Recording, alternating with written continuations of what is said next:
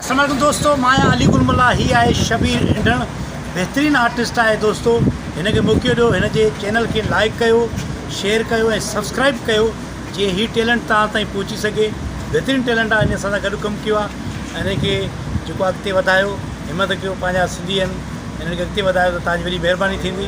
शबीर इंडण तव्हांजे साम्हूं हाज़ुर आहे। महिरबानी दोस्तों, कर हिमत कर, बसि तव्हांजी ॿुधी अथव अपील इंशाअल्लाह ताला अमल कंदा ऐं इंशाअल्लाह ताला कम असां थी वेंदो।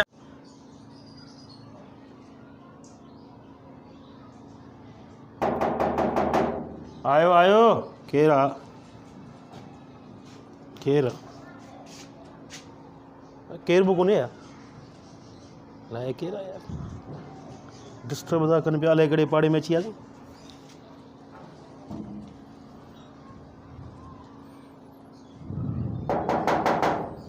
अबा आयो आयो दर भञंदे आहे, अलाए केर आहे दर काॾियो केर केर बि कोन्हे। जिन्न तो कोन्हे न, कहिड़े पाड़े में आहियूं यार। जिन्नात विनात जो असर तो कोन्हे घर में, अलाए छा चक्कर आहे यार। दरवाज़ो खड़के तो केरु आहे ई कोन।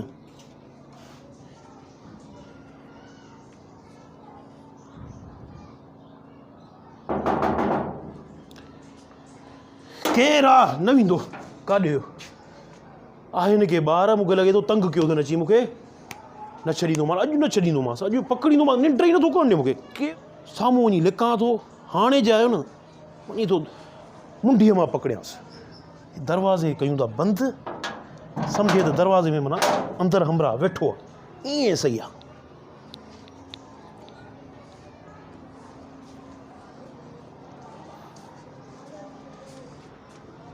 घर हूंदो अलाए न हूंदो। हा आहे अथसि घर। सुबुह चई फ़ोन कयां अचो अचो अचो, वरी आयो ई न पाण ॿाहिरि।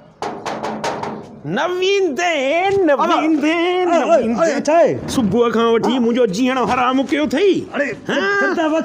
हाणे न बचंदे। छो छा थियो? नंढड़ो थियो आहे, मुबारक हुजेई। छा थियो? सुबुह खां परेशान लॻो पियो, निंड नथो करणी मूंखे। रुगो दरवाज़ो खड़काई इहो तो भॼी। दरवाज़ो खड़काए छॾींदो मैं। अरे छा भंग पी थी? ॾियो पाणी, पाणीअ खां पोइ वींजारिया तोखे। पाणीअ ॿियो पाणी आहे कोन्हे तोखे वींजारिया थो ख़बर पए। न छॾींदो मैं। ॻाल्हि त ॿुधो था। हा ॻाल्हि त ॿुधो। छा थी? तोखे छा थियो आहे भला?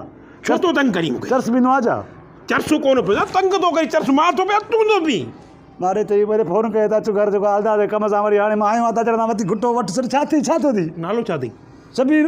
अरे शबीर आई आहे? हा। अरे तो जेको नौकरीअ ते हलूं पिया इंटरव्यू ॾियण गॾु पाण। आहो धूड़ मुंहं में मुकारो मुंहिंजो। आयो आहियां त हाणे वरी मथो घुटो ॾियणो। अलीअ सोट आई जा?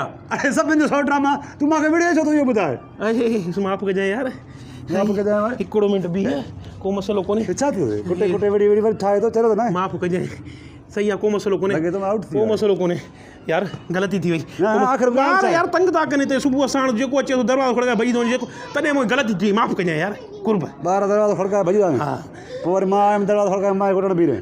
मां ॿार आहियां। ग़लती थी वई न। ग़लती इंसान खां थींदी आहे, इंसान खां ग़लती थी आहे। कोई टेंशन ई कान्हे। इंसान न, तूं इंसान आहे न भाई जानवर पर हथ कढ। हल अंदरि वञ। न अचो न। हल वञ।